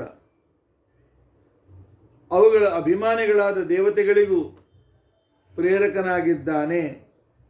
ಆದ್ದರಿಂದಾಗಿ ಇವನಿಗೆ ವಿಷ್ಣು ಅಂತ ತಿಳ್ಕೊಂಡಂತ ಹೆಸರು.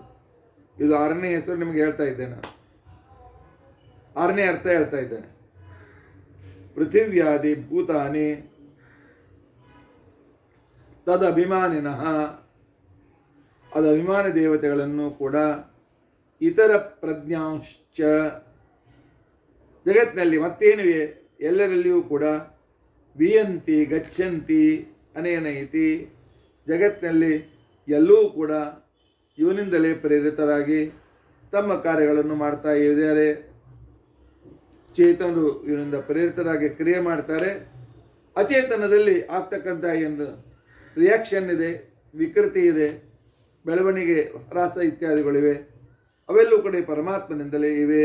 ಆದ್ದರಿಂದಾಗಿ ವಿಗತೌ ಅಂತಿಕೊಂಡಂಥ ಅರ್ಥವನ್ನು ಇಟ್ಟುಕೊಂಡು ಪರಮಾತ್ಮ ಸರ್ವರಿಗೂ ಪ್ರೇರಕನಾಗಿದ್ದಾನೆ ಅನ್ನುವುದು ಸ್ಪಷ್ಟವಾಗ್ತದೆ. 7ನೇ ಅರ್ಥ, ಅತ್ಯಧಿಕವಾದ ಕಾಂತಿಯನ್ನು ಹೊಂದಿದ್ದಾನೆ. ಯಾಕೆ ಅಂತಂದರೆ ವ ಇತಿ ಶೋಭತೆ ಇತಿ ವಿಷ್ಣು, ವ ಅಂದರೆ ಶೋಭನೆ ಅಂತ ಅರ್ಥ. ಸರ್ವೋತ್ತಮ ಕಾಂತಿ ಉಳ್ಳವನಾಗಿ, ಬಲವುಳ್ಳವನಾಗಿ, ಸರ್ವಪ್ರೇರಕನಾದ್ದರಿಂದಾಗಿ ಭಗವಂತನಿಗೆ ವಿಷ್ಣು ಅಂತ ತಿಳ್ಕೊಂಡಂತ ಹೇಳಿ ಹೆಸರು. 8ನೇ ಅರ್ಥ,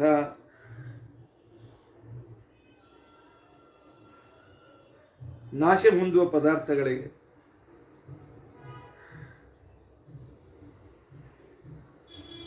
ಅವು ಪ್ರಳಯ ಕಾಲದಲ್ಲಿ ನಷ್ಟವಾದರೂ ಕೂಡ ಮತ್ತೆ ಪುನಃ ಅವುಗಳಿಗೆ ಸೃಷ್ಟಿಗೆ ತರ್ತಾನೆ. ಆದ್ದರಿಂದಾಗಿ ಭಗವಂತನಿಗೆ ವಿಷ್ಣು ಅಂತ ತಿಳ್ಕೊಂಡು ಅಂತ ಹೇಳಿ ಹೆಸರು. ಅಧಿಭೂತಾನಾಂ ಅಧಿಭೂತಂ ಕ್ಷರೋಭಾವ ಅಂತ ತಿಳ್ಕೊಂಡಂತ ಹೇಳಿ, ಅಧಿಭೂತಕ್ಕೆ ನಾಶಶೀಲ ಪದಾರ್ಥ ಅಂತ ತಿಳ್ಕೊಂಡಂತ ಹೇಳಿ ಭಗವದ್ಗೀತೆಯಲ್ಲಿ ಹೇಳ್ತಾರೆ. ಇಂತಹ ನಾಶವೊಂದುಗಳನ್ನು ಮತ್ತೆ ಪುನಃ ಸೃಷ್ಟಿಗೆ ತರ್ತಾನೆ. ಜನ್ಮಾದಿ ವಷ್ಟಿ ಇಚ್ಛತೀತಿ ವಿಷ್ಣು, ಅವುಗಳನ್ನು ಪುನಃ ಜಗತ್ತಿಗೆ ಸೃಷ್ಟಿಗೆ ತರಬೇಕು ಅಂತ ತಿಳ್ಕೊಂಡಂತ ಬಯಸಿ ಅವುಗಳನ್ನು ಸೃಷ್ಟಿಗೆ ತರ್ತಾನೆ. ಆದ್ದರಿಂದಾಗಿ ಪರಮಾತ್ಮನಿಗೆ ವಿಷ್ಣು ವಿಷ್ಣು ಅಂತ ತಿಳ್ಕೊಂಡಂತ ಹೇಳಿ ಹೆಸರು. ಇನ್ನು ವ ಶಬ್ದಕ್ಕೆ ಗತಿ ಗಮನ ಅಂತ ತಿಳ್ಕೊಂಡಂತ ಹೆಸರಿದೆ. ಪರಮಾತ್ಮ ತಾನು ಎಲ್ಲ ಕಡೆಗೂ ಗಮನ ಮಾಡ್ತಾನೆ. ಎಲ್ಲ ಕಡೆಗೂ ಗಮನ ಮಾಡ್ತಾನೆ, ಹೌದು. 3 ಹೆಜ್ಜೆ ಅಷ್ಟರಲ್ಲಿ ಸಂಪೂರ್ಣ ಜಗತ್ತನ್ನು ವ್ಯಾಪಿಸಿಬಿಡ್ತಾನೆ. ವಾಮನನು ತ್ರಿವಿಕ್ರಮನಾದ ಕಥೆ ನಿಮಗೆ ಗೊತ್ತಿದೆ. ತ್ರಿವಿಕ್ರಮ ತನ್ನ ಗಮನದಿಂದ 14 ಲೋಕಗಳಲ್ಲಿಯೂ ವ್ಯಾಪ್ತನಾಗ್ತಾನೆ. ಆದ್ದರಿಂದಾಗಿ ವೇತಿ ಕ್ರಮತೆ ಇತಿ ವಿಷ್ಣು. ಮಹಾಭಾರತ ಶಾಂತಿ ಪರ್ವದಲ್ಲಿ ವಿವರಣೆ ಬರ್ತದೆ. ಗತಿಶ್ಚ ಸರ್ವಭೂತಾನಾಂ, ಎಲ್ಲರಿಗೂ ಕೂಡ ಗತಿಯನ್ನು ಕೊಡ್ತಕ್ಕಂಥವನು, ಪ್ರಜೆಗಳಿಗೂ ಕೂಡ ಗತಿಯನ್ನು ಕೊಡ್ತಕ್ಕಂಥವನು, ಆಕಾಶದಲ್ಲಿ ಸರ್ವತ್ರ ವ್ಯಾಪ್ತನೂ ಆದದ್ದರಿಂದ ಕಾಂತಿಶ್ಚ ಭೇದಿಕ, ಅಧಿಕ ಕಾಂತಿ ಉಳ್ಳವನಾದ್ದರಿಂದಾಗಿ ಅಧಿಭೂತಗಳಲ್ಲಿ ಜಡಗಳಲ್ಲಿಯೂ ಕೂಡ ವ್ಯಾಪ್ತನಾದ್ದರಿಂದಾಗಿ ಆ ನಂತರ ಅವನನ್ನು ಎಲ್ಲರೂ ಬಯಸುವರು ಇತ್ಯಾದಿಗಳಿಂದಾಗಿ ಕ್ರಮಣಾಚ್ಯಾಪ್ಯಹಂ ಪಾರ್ಥ, 3 ಪಾದದಿಂದ ಪರಮಾತ್ಮ ಸರ್ವತ್ರದಲ್ಲಿ ವ್ಯಾಪ್ತನಾಗಿದ್ದರಿಂದಾಗಿ ವಿಷ್ಣು ದತ್ತ ವಿಧೇಯತೆ, ಅವನಿಗೆ ವಿಷ್ಣು ಅಂತ ಹೆಸರು ಅಂತೇಳಿ ಭೀಷ್ಮಾಚಾರ್ಯರು ಧರ್ಮರಾಜನಿಗೆ ಹೇಳ್ತಾರೆ. ಮಹಾಭಾರತ ಶಾಂತಿ ಪರ್ವದ ವಿಷ್ಣು ಪದೋರ್ಮರ ಮೋಕ್ಷದಲ್ಲಿ 341ನೇ ಅಧ್ಯಾಯದಲ್ಲಿ 42-43ನೇ ಶ್ಲೋಕದಲ್ಲಿ ಈ ರೀತಿಯಾಗಿ ಹೇಳ್ತಾರೆ. ವಿಷ್ಣು ಅಂತ ಯಾಕೆ? ವಿಗತವು, ಎಲ್ಲರಿಗೂ ಕೂಡ ಗತಿ ಜ್ಞಾನ ಪ್ರೇರಣೆಯನ್ನು ಮಾಡ್ತಾನೆ. ಆದ್ದರಿಂದಾಗಿ ಅವನು ವಿಷ್ಣು. ವ್ಯಾಪ್ತೌ ಚರೋದಸಿ, ದೇಶತಃ ಕಾಲತಃ ಗುಣತಃ ಸರ್ವತ್ರ ವ್ಯಾಪ್ತನಾಗಿದ್ದಾನೆ. ಆದ್ದರಿಂದಾಗಿ ಅವನು ವಿಷ್ಣು. ಕಾಂತಿಶ್ಚಾಭ್ಯಧಿಕ, ಅವನ ಕಾಂತಿಯು ಸರ್ವಶ್ರೇಷ್ಠವಾಗಿದೆ. ಅಧಿಭೂತ ನಿವಿಷ್ಟಚ್ಚ, ಜಡ ಅನಿಸ್ಕೊಂಡಿರತಕ್ಕಂಥ ಪಂಚಮಹಾಭೂತಾದಿಗಳಲ್ಲಿಯೂ ಕೂಡ ವ್ಯಾಪ್ತನಾಗಿದ್ದರಿಂದಾಗಿ ಆ ಪರಮಾತ್ಮನ ಮೇಲೆ ನನಗೆ ಬಹಳ ಪ್ರೀತಿ ಇದೆ. ಸರ್ವತ್ರದಲ್ಲಿಯೂ ಇವನು ಗಮನ ಮಾಡೋದರಿಂದಾಗಿ ಇವನಿಗೆ ವಿಷ್ಣು ಅಂತನೂ ಹೆಸರು ಸಾರ್ಥಕವಾಗಿದೆ.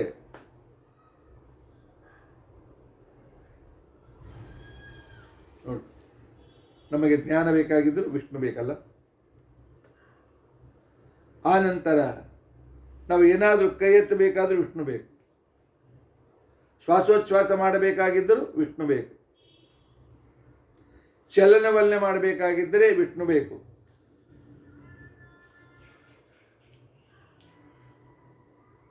ನಮ್ಮಲ್ಲಿ ಏನಾದರೂ ಒಂದು ಸೌಂದರ್ಯ ಇದ್ದರೆ, ನಮ್ಮಲ್ಲಿ ಏನಾದರೂ ಒಂದು ಪರ್ಸನಾಲಿಟಿ ಇದ್ದರೆ ಅದು ಈ ವಿಷ್ಣುವಿನಿಂದಲೇ. ಅಷ್ಟೇ ಅಲ್ಲ, ಸಕಲ ಜಡಗಳು ಕೂಡ ವಿಕೃತಿ ಅನ್ನುವಂಥವು. ಈಗ ಕೆಮಿಸ್ಟ್ರಿಯಲ್ಲಿ ವಿಚಾರ ಬರ್ತದೆ, ಹೇಗೆ ಅನೇಕ ವಸ್ತುಗಳು ಕೂಡ ಬೇರೆ ವಸ್ತು ಆಗ್ತವೆ ಅಂತಕೊಂಡಂತಂದು, ಅವುಗಳಲ್ಲಿಯೂ ಆ ರೀತಿಯಾದಂಥ ಗುಣಧರ್ಮ ಕೊಡ್ತಕ್ಕಂಥವನು ಭಗವಂತನೇ. ಇಷ್ಟೆಲ್ಲ ಮಾಡ್ತಾ ಇರಲ್ಲ ಭಗವಂತ ಯಾಕೆ ಮಾಡ್ತಾನೆ? ಏನು ಲಾಭ ಇದೆ? ಇದಕ್ಕೆ ಒಂದೇ ಉತ್ತರ, ಪರಮಾತ್ಮನ ಲಾಭ ಏನಿಲ್ಲ, ನಿತ್ಯ ಪೂರ್ಣ. ಆದರೆ ಉಪಕಾರ ಮಾಡೋದು ಅವನ ಸ್ವಭಾವ, ತನ್ನ ಸ್ವಭಾವಕ್ಕನುಸಾರವಾಗಿ ಸಂಪೂರ್ಣ ಸೃಷ್ಟಿಯಾದಿಗಳನ್ನು ಮಾಡ್ತಾನೆ ಅನ್ನುವ ವಿಚಾರ ಮಹಾಭಾರತದಲ್ಲಿ ಶಾಂತಿ ಪರ್ವದಲ್ಲಿ ಹೇಳಿದ್ದಾರೆ. ಆದ್ದರಿಂದ 9ನೇ ಅರ್ಥ, ಪರಮಾತ್ಮ ಎಲ್ಲರಿಗೂ ಜ್ಞಾನಾದಿಗಳನ್ನು ಕೊಡ್ತಾ ಸರ್ವತ್ರದಲ್ಲಿ ವ್ಯಾಪ್ತನಾಗಿರ್ತಿದ್ದಾನೆ ಅಂತ ಅರ್ಥ. ವಿಪ್ರಜನನೆ ಅಂತೇಳಿ ಸಂಸ್ಕೃತದಲ್ಲಿ ಧಾತುವಿನ ಅರ್ಥ ಇದೆ. ಒಂದು ವಿ ಶಬ್ದಕ್ಕೆ ಎಷ್ಟು ಅರ್ಥ ಇದೆ ನೋಡಿಕೊಳ್ಳಿ. ವೀತಿ ಜಗತ್ ಪ್ರಜನಯತಿ, ಜಗತ್ತಿಗೆ ಸೃಷ್ಟಿಕರ್ತನಾದ್ದರಿಂದಾಗಿ ಭಗವಂತನಿಗೆ ವಿಷ್ಣು ಅಂತ ತಿಳ್ಕೊಂಡು ಅಂತ ಹೇಳಿ.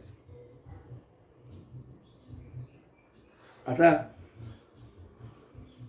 ವಿ ಖಾದನೆ, ವಿ ಅಂತ ತಿನ್ನುವಂತ ಅರ್ಥ. ಪರಮಾತ್ಮ ಪ್ರಳಯ ಕಾಲದಲ್ಲಿ ಸಂಪೂರ್ಣ ಜಗತ್ತನ್ನು ತಿಂದಾಕ್ತಾನೆ, ನುಂಗಿ ಬಿಡ್ತಾನೆ. ಆದ್ದರಿಂದ ಪರಮಾತ್ಮನಿಗೆ ವಿಷ್ಣು ಅಂತ ತಿಳ್ಕೊಂಡು ಅಂತ ಹೇಳ್ತಾರೆ. ಅಷ್ಟೇ ಅಲ್ಲ,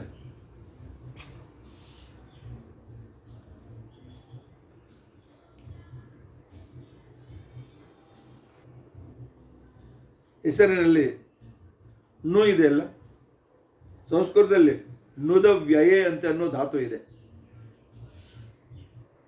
13ನೇ ಅರ್ಥ ನಾನು ಹೇಳ್ತಾ ಇದ್ದೇನೆ.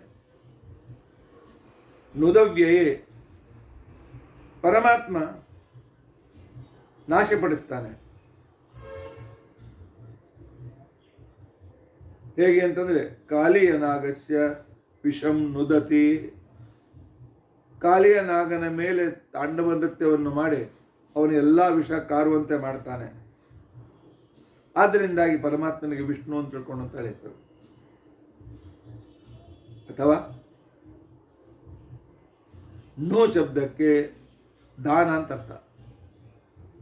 ನು ಅಂತನೋ ಅಕ್ಷರಕ್ಕೆ ದಾನ ಅಂತ ಅರ್ಥ. ಸಂಸ್ಕೃತದಲ್ಲಿ ಒಂದೊಂದು ಧಾತುವಿಗೆ ವಿಶಿಷ್ಟವಾದ ಅರ್ಥಗಳಿವೆ. ವಿಶೇಷೇಣ ಸನೋತಿ ದದಾತಿ, ಪರಮಾತ್ಮ ತನ್ನ ಭಕ್ತರಿಗೆ ಅವರು ಬೇಡಿದ್ದೆಲ್ಲವನ್ನು ಕೊಡ್ತಾನೆ, ಅವರಿಗೆ ಬೇಡಿದ್ದೆಲ್ಲ ದಾನ ಮಾಡ್ತಾನೆ. ಆದ್ದರಿಂದಾಗಿ ಭಗವಂತನಿಗೆ ವಿಷ್ಣು ಅಂತ ತಿಳ್ಕೊಂಡಂತ ಹೆಸರು. ಪರಮಾತ್ಮ ಈ ರೀತಿಯಾಗಿ ವಿಷ್ಣು ಅಂತ ತಿಳ್ಕೊಂಡಂತ ಹೆಸರಿನಿಂದ ಪ್ರಸಿದ್ಧನಾಗಿದ್ದಾನೆ. ಅದಕ್ಕೆ ವಿಶೇಷೇಣ ತನೋತಿ ದದಾತಿ ಭಕ್ತಾಯ ಅಭೀಷ್ಟಂ ನುದದಾನೆ ಇತಿ ಪ್ರಯೋಗೇಣ ಅಂತಕೊಂಡಂತನ್ನುವ ರೀತಿಯಲ್ಲಿ ಪರಮಾತ್ಮನಿಗೆ ವಿಷ್ಣು ಅಂತ ತಿಳ್ಕೊಂಡಂತ ಹೇಳಿ ಹೆಸರು ಬಂದಿದೆ.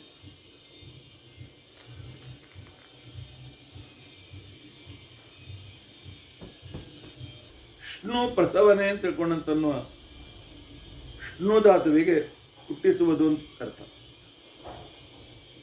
ಪರಮಾತ್ಮ ಜಗತ್ತನ್ನು ಹುಟ್ಟಿಸುವುದಲ್ಲದೆ ತನ್ನ ಭಕ್ತರಲ್ಲಿ ವಿಶಿಷ್ಟ ಫಲ ಹುಟ್ಟುವಂತೆ ಮಾಡ್ತಾನೆ, ಭಕ್ತರಿಗೆ ವಿಶಿಷ್ಟ ಫಲ ಸಿಗುವಂತೆ ಮಾಡ್ತಾನೆ. ಆದ್ದರಿಂದ ಭಗವಂತನಿಗೆ ವಿಷ್ಣು ಅಂತ ತಿಳ್ಕೊಂಡಂತ ಹೇಳಿ ಹೆಸರು. ವಿಶಿಷ್ಟ ಫಲಂ ಸ್ನೌತಿ ಪ್ರಸವತಿ ವಿಷ್ಣು ಅಂತ ತಿಳ್ಕೊಂಡಂತ ಹೇಳಿ ಹೆಸರು. 15ನೇ ಅರ್ಥ ವಿಗತಃ ಸ್ನು, ಪರಮಾತ್ಮನಿಗೆ ಸ್ವಭಾವತಃ ಸ್ಥಿರನಾಗಿದ್ದಾನೆ.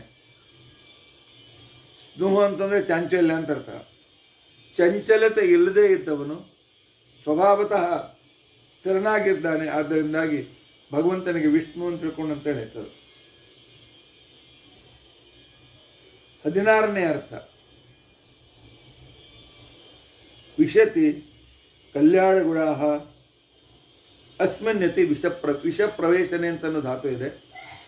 ವಿಷಪ್ರವೇಶನ ಅಂತ ಧಾತುವಿನಿಂದ ಯಾವನಲ್ಲಿ ಎಲ್ಲ ಮಂಗಲಕರವಾದ ಗುಣಗಳು ತಾವಾಗೇ ಬಂದು ಸೇರಿಕೊಂಡಿವೆ, ಸ್ವಭಾವತಃ ಮೊದಲಿನಿಂದಲೂ ಅವನಲ್ಲಿವೆ, ಅನಂತ ಗುಣ ಪರಿಪೂರ್ಣನಾದ್ದರಿಂದಾಗಿ ಭಗವಂತನಿಗೆ ವಿಷ್ಣು ಅಂತ ತಿಳ್ಕೊಂಡಂತೇಳಿ ಹೆಸರು.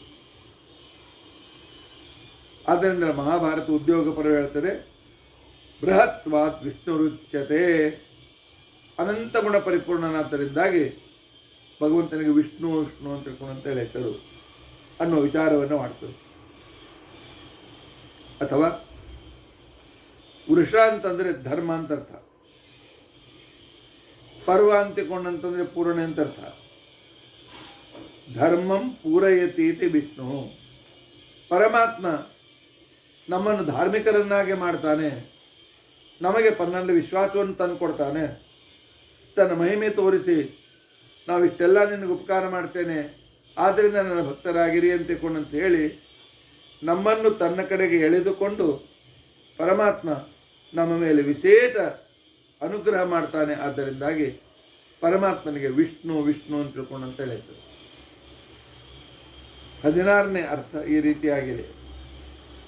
ಇದರ ನಂತರದ ಇನ್ನೊಂದು ಪರಮಾತ್ಮನ 17ನೇ ಅರ್ಥ ಹೇಗಿದೆ ಅಂತ ಅನ್ನೋದನ್ನು ನಿಮಗೆ ನಾನು ತೋರಿಸಿಕೊಡ್ತೇನೆ. ನಗೆ ಪ್ರಾಣ ಅಂತ ಪ್ರೇರಕತ್ವ ಅಂತ ಅರ್ಥ, ನಕ್ಕೆ ಸುಖ ಅಂತ ಅರ್ಥ. ನ ಅಂತಿಕೊಂಡಂತನ್ನೇ ದೂರ ಮಾಡುವುದು ಅಂತ ಅರ್ಥ. ವಿಶಿಷ್ಟ ನಶ್ಚ ಯಶ್ಚ ಸ್ವಭಾವ ಸಹ ವಿಷ್ಣು, ಇದಕ್ಕೆ ಸ್ವಭಾವ ಅಂತ ಅರ್ಥ. ಅಂದರೆ ನಾವು ವ್ಯಾಯಾಮ ಮಾಡಿ ಯೋಗಾಸನಗಳನ್ನು ಮಾಡಿ ಬಲ ಪಡಿಬಹುದು. ಆದರೆ ಪರಮಾತ್ಮನಲ್ಲಿ ಇದು ಸ್ವಭಾವತಃ ಇದೆ. ಪರಮಾತ್ಮ ಹೊತ್ತಾಗಿ ಪಡೆಯಬೇಕಂತ ಕಾರಣ ಇಲ್ಲ. ಅವನಿಗಿಂತ ಬಲ ಜಗತ್ತಿನಲ್ಲಿ ಹೆಚ್ಚು ಬಲ ಇಲ್ಲವೇ ಇಲ್ಲ. ಆದ್ದರಿಂದಾಗಿ ಪರಮಾತ್ಮ ವಿಶಿಷ್ಟವಾದ ಸಾಮರ್ಥ್ಯವನ್ನು ನಮಗೆ ಕೊಟ್ಟು ವಿಶೇಷ ರೀತಿಯಿಂದ ನಮ್ಮನ್ನು ಪ್ರೇರಿಸಿ ನಮಗೆ ದುಃಖ ನಿವೃತ್ತಿ ರೂಪವಾದಂಥ ಶಾಶ್ವತ ಸುಖವನ್ನು ಕೊಡ್ತಾನೆ. ಆದ್ದರಿಂದಾಗಿ ಭಗವಂತನಿಗೆ ವಿಷ್ಣು ವಿಷ್ಣು ಅಂತ ತಿಳ್ಕೊಂಡಂತ ಹೆಸರು. ಈ ರೀತಿಯಾಗಿ 17ನೇ ಅರ್ಥ, ಪರಮಾತ್ಮ ಸರ್ವಗೂ ಪ್ರೇರಕನಾಗಿ ಎಲ್ಲರಿಗೂ ವಿಶೇಷವಾದ ಸುಖ ಕೊಡ್ತಾನೆ. ಆದ್ದರಿಂದ ಅವನು ವಿಷ್ಣು ಅಂತ ತಿಳ್ಕೊಂಡಂತೇಳಿ ಅನಿಸ್ಕೊಳ್ತಾನೆ. ಭಗವಂತನ ಗೀತಾ ಭಾಷ್ಯದಲ್ಲಿ, ಗೀತಾ ತಾತ್ಪರ್ಯದಲ್ಲಿ ಆಚಾರ್ಯರು ವಿಭೂತಿ ತತ್ವದ ಅರ್ಥವನ್ನು ಕೊಡ್ತಾ ವಿಷ್ಣು ನಾಮ್ನ ವಿಶಿಷ್ಟ ಪ್ರಾಣ ಸೌಖ್ಯತಃ ಅಂಥೇಳಿ ವಿಶೇಷವಾದ ಅನಂತವಾದ ಸುಖವನ್ನು ಕೊಡ್ತಾನೆ. ಆದ್ದರಿಂದಾಗಿ ಪರಮಾತ್ಮನಿಗೆ ವಿಷ್ಣು ಅಂತ ಹೆಸರು ಬಂದಿದೆ ಅಂತನ್ನುವ ಪರಿಭಾಷೆಯನ್ನು ಕೂಡ ಕೊಡ್ತಾರೆ. ಆ ನಂತರ ವಿಶತಿ ಪ್ರತಿಪಾದಕತೆಯ ಸಕಲ ನಾಮಾನೀತಿ ಅಸ್ಮಿನ್ ವಿಷ್ಣು ವಿಷಪ್ರವೇಶನೆ. ವಿಷಪ್ರವೇಶನೆ ಅಂತನ್ನುವ ಧಾತುವಿನ ಅರ್ಥವನ್ನು ಇಟ್ಟುಕೊಂಡು 20ನೇ ಅರ್ಥ ಈ ರೀತಿಯಾಗಿದೆ. ಪರಮಾತ್ಮ ಎಲ್ಲರ ಹೆಸರಿನಲ್ಲಿ ತಾನು ಸೇರ್ಕೊಂಡು ಬಿಡ್ತಾನೆ. ಪ್ರತಿಪಾದಕತೆಯ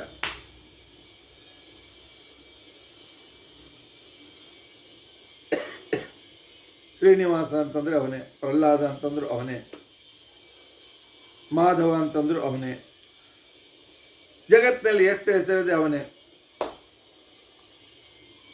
ರಮ ಅಂದರೆ ಅವನೇ. ಹಾಗೆ ಪರಮಾತ್ಮ ಸ್ತ್ರೀ ರೂಪದಿಂದ ಇದ್ದು ಎಲ್ಲ ಸ್ತ್ರೀಯರಿಗೂ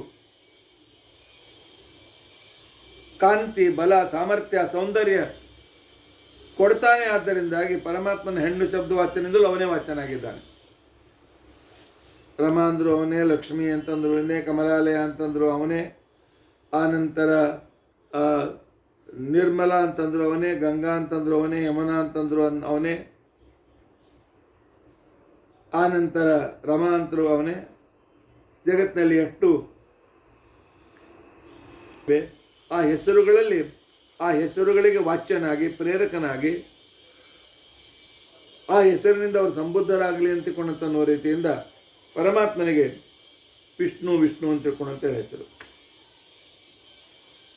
21ನೇ ಅರ್ಥ, ಇದಕ್ಕೆ ಪ್ರಮಾಣ ಕೊಡ್ತಾರೆ ಬಾಲ್ಯವೇ ಶ್ರುತಿ. ನಾಮಾನಿ ಸರ್ವಾಣಿ ಯಮಾವಿಶಂತಿ ತಮ್ಮೈ ವಿಷ್ಣುಂ ಪರಮಂ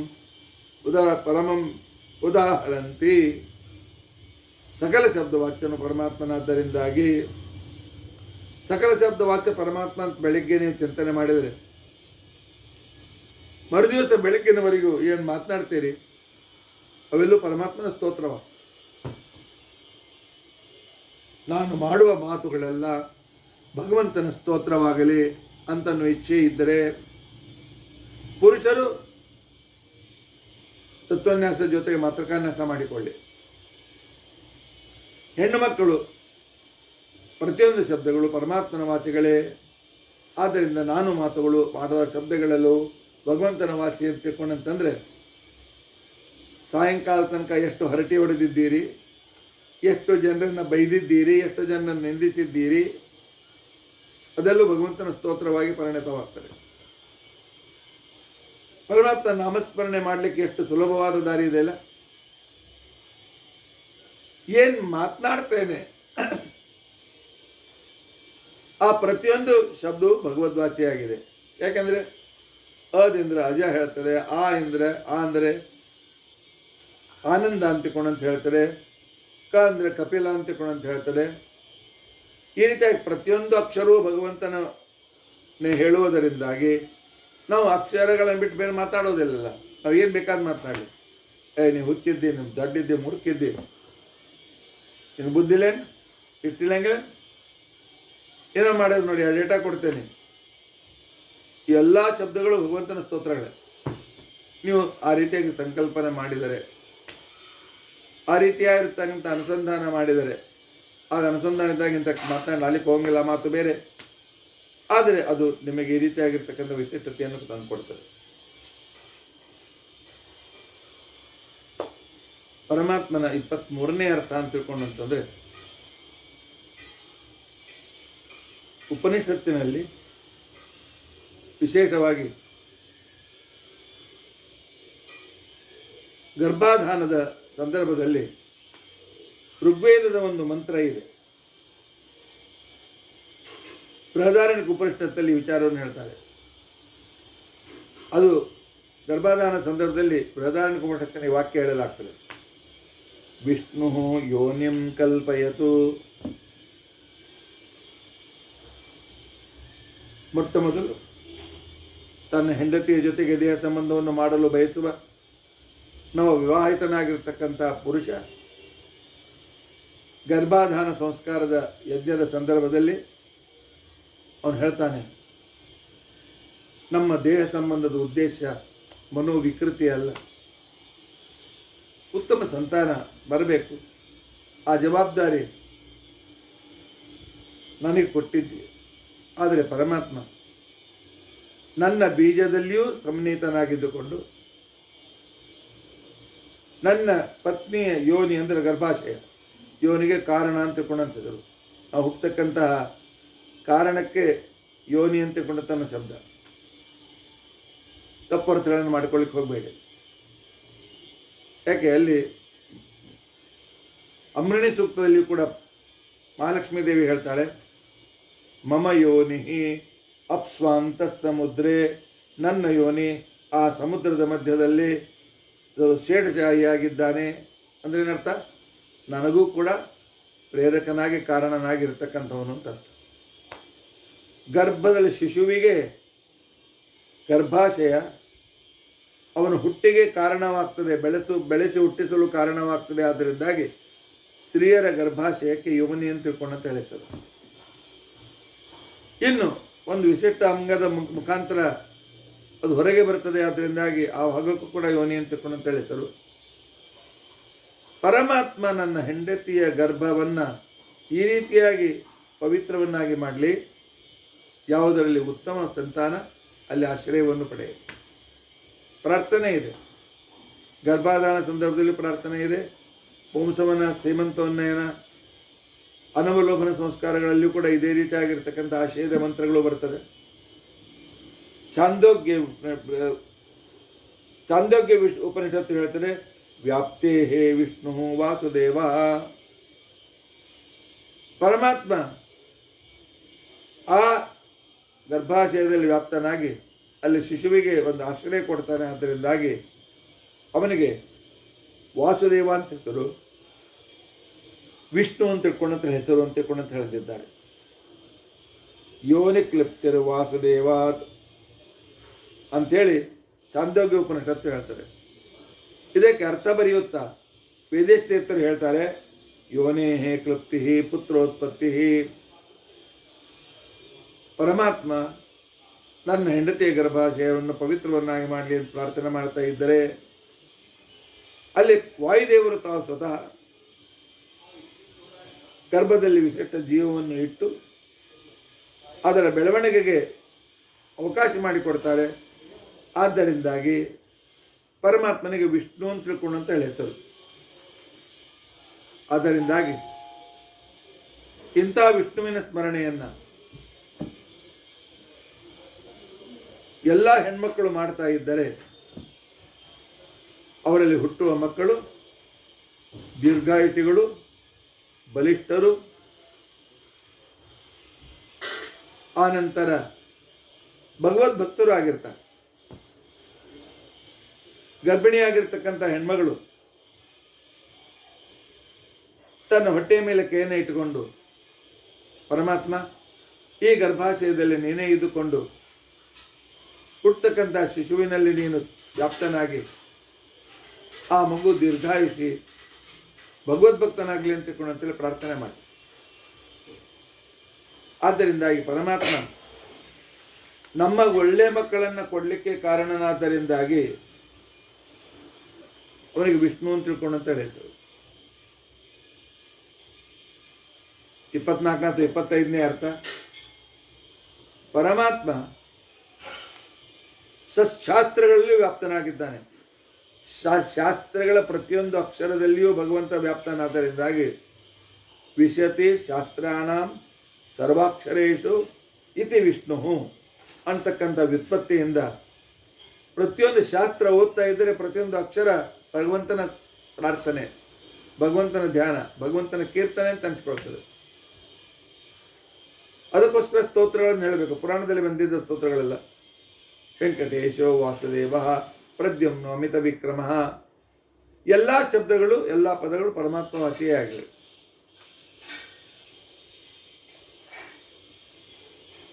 ವಿಶಿಷ್ಟ ನ ಪ್ರಾಣತ್ವಂ ಆತತತ್ವಂ ಸರ್ವತ್ರ ವ್ಯಾಪ್ತಂ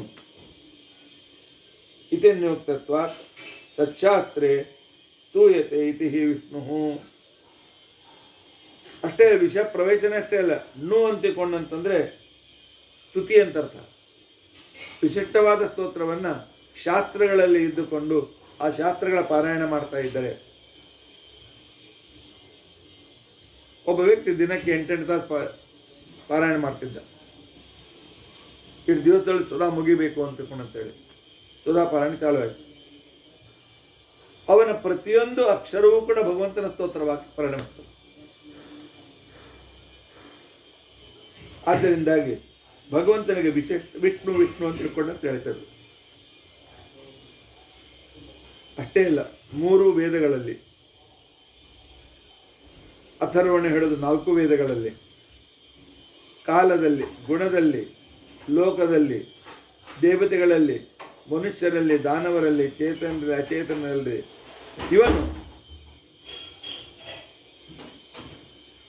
ಅವರಲ್ಲಿ ಪ್ರೇರಕನಾಗಿದ್ದುಕೊಂಡು ಅವನನ್ನು ಮೀರಿ ಇದ್ದಾನೆ, ಅವರಿಗಿಂತಲೂ ಸರ್ವೋತ್ತಮನಾಗಿದ್ದಾನೆ ಅಂತ ಅನ್ನೋದನ್ನು ತಿಳಿಸಿಕೊಡೋದಕ್ಕೋಸ್ಕರ ವಿಷ್ಣು ಅಂತ ಹೆಸರು ಬಂದಿದೆ.